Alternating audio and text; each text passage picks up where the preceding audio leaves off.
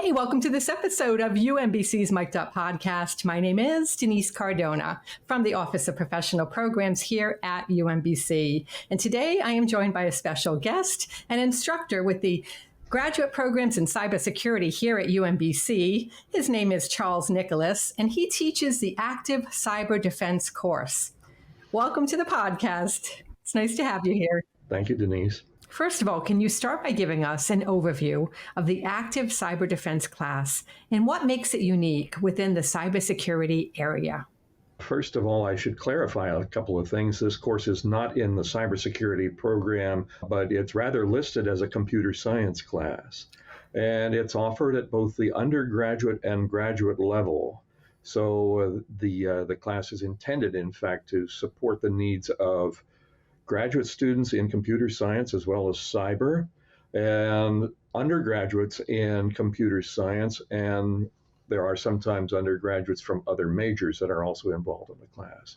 It has been a popular elective for, I think it's been offered since 2016 or so, something like that. We've been running the class for a while now. And you wanted an overview of it. The genesis of it is students participating in cyber competitions. Sometimes folks are or are not aware that cyber is now an intercollegiate sport, and universities compete with each other in this. And there's prestige, well, after a manner of speaking, and it's nice when you win a cyber competition. So I noticed that students who were on these teams were spending a lot of time preparing, studying all different kinds of things, and they weren't gaining academic credit for it. So we decided, let's create a course that will allow these students who are spending the time and investing their energy and so forth anyway, to gain some academic credit in a way that would make sense for all concerned. So that's how it came out. What are the primary learning objectives of the Active Cyber Defense course, and how do they align with the demands of the current cybersecurity landscape? First of all, we want to make people aware of the variety of topics that are covered under the broad umbrella or under the tent of cybersecurity. So there's people who are concerned with network security as such. There are folks that are interested in just cracking passwords. Other people worry about database security, making sure that database queries are formulated properly and don't accidentally let people in or destroy data and such things. So there's a variety of other topics that are falling in there. So one purpose of the class is to give people experience with the variety of cyber activities. The other objective is to give people competition experience. And you might say that's an odd course objective, and frankly it is, but we want people to get experience in what it would be like in the cyber workplace. And this is the best way we know in order to do that. I guess that's about it, to give people experience what it's like to be in the cyber profession and to understand the breadth and depth as appropriate of the different areas of knowledge. Sure, and that real world hands-on experience is so paramount to UMBC's philosophy. That is their model, how to be able to create this environment that allows their students to be able to go out there with real world skills, have that experience in the classroom so that then they can then bring that value to the job market. That philosophy of we want to make partnerships with local government agencies, obviously, but also local industry, large and small, to prepare people for what they're going to need and to attack the problems of the near term, medium term, and long term future of the economy in this area, this state and the nation, and frankly, cybersecurity broadly defined, including national security aspects. And we want students to be able to contribute in all those different kinds of ways. That's great. How do you balance teaching the offensive aspects of cybersecurity with the ethical considerations that come with learning, say, how to hack? Well, we avoid teaching the offensive aspects. But to temper that answer a little bit, in cyber defense, there's often a thin line between offense and defense. The knowledge that somebody has to protect a system can also be used to attack a system that is vulnerable. So people who know how to protect their own systems can also have some idea what it might take to attack somebody else's. We emphasize the cyber defense aspect of it. There are people who care about offensive cyber for sure, but we don't teach that on purpose. We make people aware of it. And one of the first things I'm going to tell my students is the knowledge that you gain in a course like this can be used for good or for ill, and there are criminal penalties that pertain. So don't do anything stupid. Yep. Don't do anything stupid. Words of advice. That's pretty good life advice anyway, I'd like to think. So indeed. Stay out of trouble. Stay out of trouble. Yeah. Could you share some examples of the hands-on activities that students may engage with during this course? Like, how do these exercises prepare them for the real-world challenges that they are going to face out there? So the hands-on exercises include things like getting their hands dirty with a variety of systems. So most of our students use the Linux operating system in their coursework here in computer science. In IS, there's a little bit more information systems program, which is almost as big as ours, if not bigger. There's a somewhat of more emphasis on Windows. We want students to be able to defend both kinds of systems. And in fact, there's other kinds of systems that should be defended, Macs, but also websites and even cell phones. So there's lessons in a class like this that pertain to all those different platforms. So just bringing up those kinds of systems and installing software and so forth, those are specific lab exercises that we'll be doing for the first month or so of the class. One of the other exercises that we use is password cracking. And now you might think, now what could be more offensive cyber than that? Well, sometimes people lose passwords, or or the device is abandoned somehow, and we've got this device that I don't have an example handy, but there might be a device laying around that nobody remembers how it works.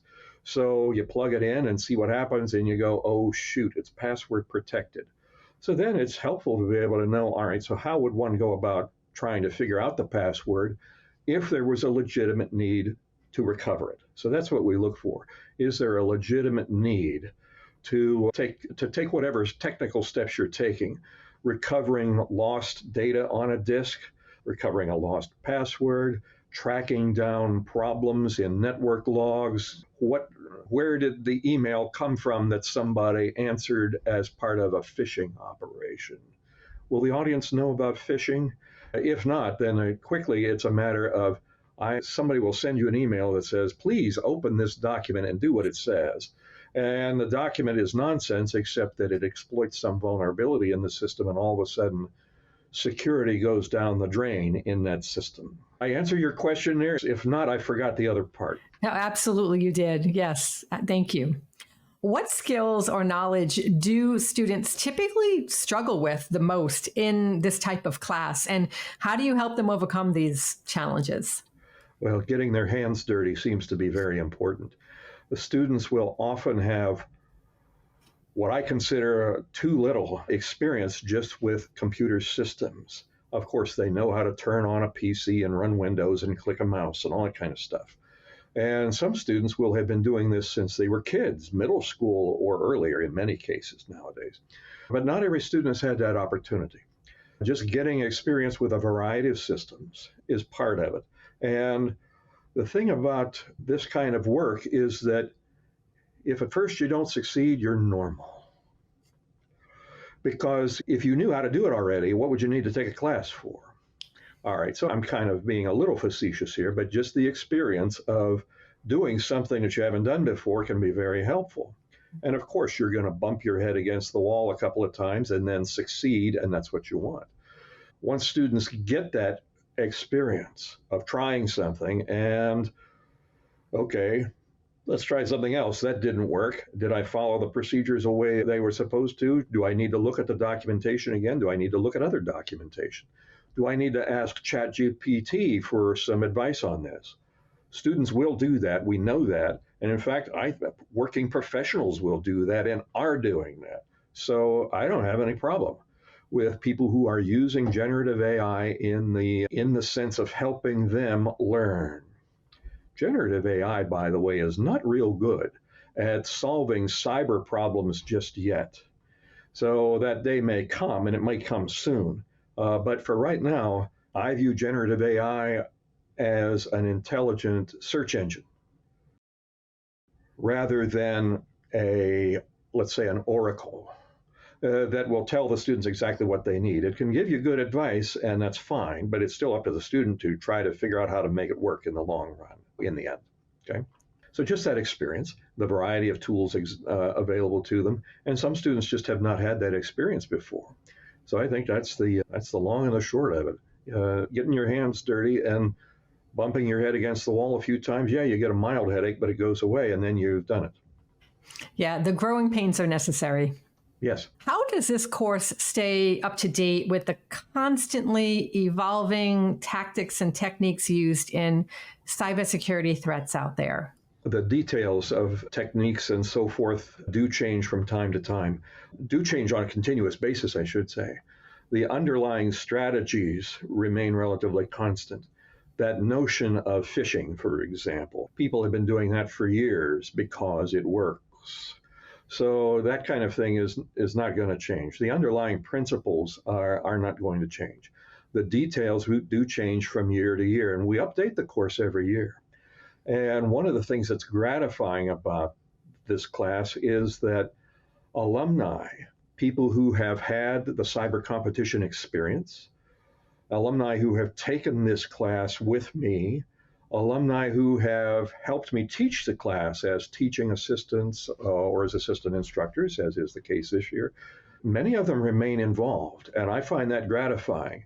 And I will get the word every year that, okay, we should emphasize this a little bit more. This other topic, we can put a little bit less time into that.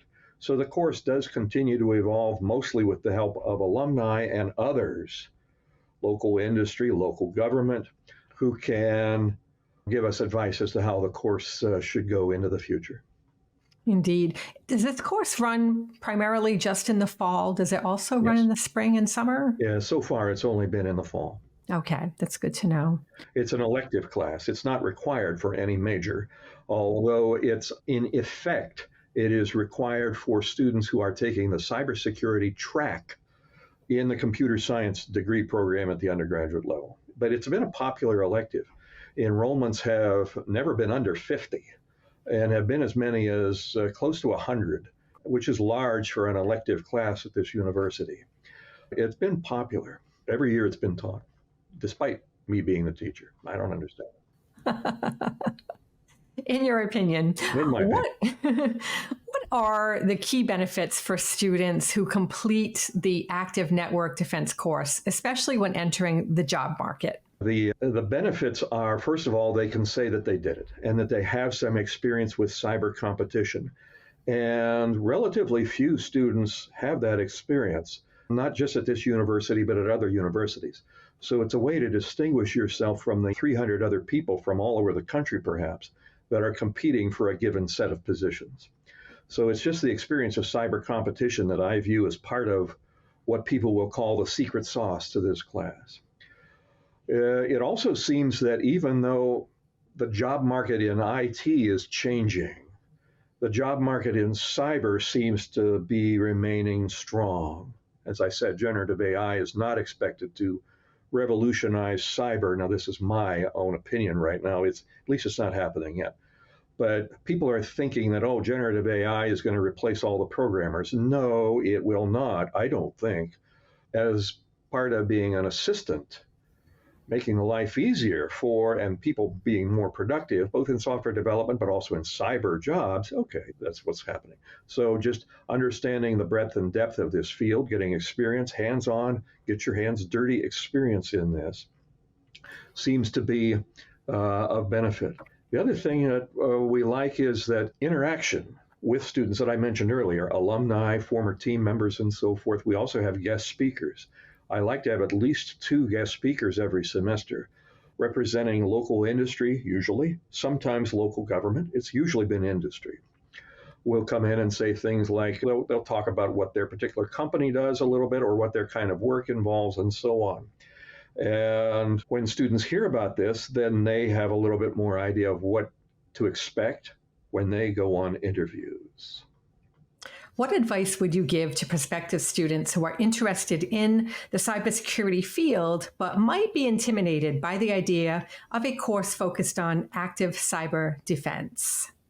There is an intimidation factor, but there's also the powerful motivation of a student's own curiosity. If people are interested in this area, then there's oodles of relatively low commitment, easily accessible resources out on the web for people to learn about this. Lots and lots of them. They simply have to know where to look. And it's really not that hard to figure out, particularly if students can find the website for a course like mine. Now, the folks at home can just use their favorite search engine to look at active cyber defense, computer science 491, 691 at UMBC, and they'll come up with my course webpage. And that might be something to put at the bottom of the screen someday if this makes it into a podcast. Who knows? I'll put that into the chat here later if you want, in case that's helpful. Anyway, you can go to any of different websites. There's not a lot of courses like this, actually. The other universities offer similar things, but most do not yet do. Getting your hands dirty. And that notion of I didn't quite get this on the first try, so I'll try again and again and again, and eventually the student succeeds, and that's a confidence builder. And there's nothing like trying something and realizing, oh, this wasn't so bad. Now I understand what's going on. And all of a sudden that intimidation, the feeling of intimidation, subsides. And that's really what we want. In other words, we want students to have that feeling of expending some effort, encountering not instant success, but eventual success after some struggle. And if that turns out to be an experience in character development, fine. We could all use some of that from time to time, I think. Indeed. Finally, what do you see as the future of cybersecurity education, particularly in the context of hands-on, defense-focused courses like this one? I see the need for this course to continue into the future. Cybersecurity is going to be an issue for as long as humanity uses computers. Now, that might seem like a very broad statement. That I, for example, will not ever, I won't live long enough to see the truth of that 100 years from now, fine. But it seems right now that cybersecurity is going to be a concern in society for as far as we can see into the future, all right? So that's fine, and it is a field that is changing, and hands-on experience is going to be better than people who just have heard about it second or third hand and don't really know. I'm optimistic about courses like this. They do need to keep up with the times. There's not the slightest doubt about that. I guess I'm optimistic. People will continue to be interested in having computers and will continue to be interested in having their computers and their data and their infrastructure safe going forward. Yes, indeed. That's very powerful. I'd like to ask this one last question. I know I said finally on the last question, but what do you personally love most about the cybersecurity field? The fact that there's always something to learn. I've been in my own way and in accordance with the technology of the times. I've had a little bit of experience hacking, even if it wasn't called that at the time, since the mid-1970s, since I really was a young person. And of course, the computing landscape has changed a lot since then. But this subject has remained interesting. And there's always new stuff to learn. So I think that's really the primary motivation, is that there's more information to be learned, more insight to be gained, more experience to be experienced. So that's what I like, the ongoing development, the ongoing challenge. Students are interested in this, as am I. It has not been my main focus as a scholar or as a computer science researcher. There's other people that do that. I've been working on other stuff. But this has always been in I don't want to even say the background, but a neighboring sort of interest of mine for quite a long time. Well, thank you so much for being here, sharing the insights on this course, on the cybersecurity industry as a whole. We really appreciate that. My pleasure. Thank you for having me. And thanks so much to everyone for tuning into this episode of UMBC's Mic'd Up Podcasts. If you'd like to learn more about our offerings, there are some links in the description. Check them out.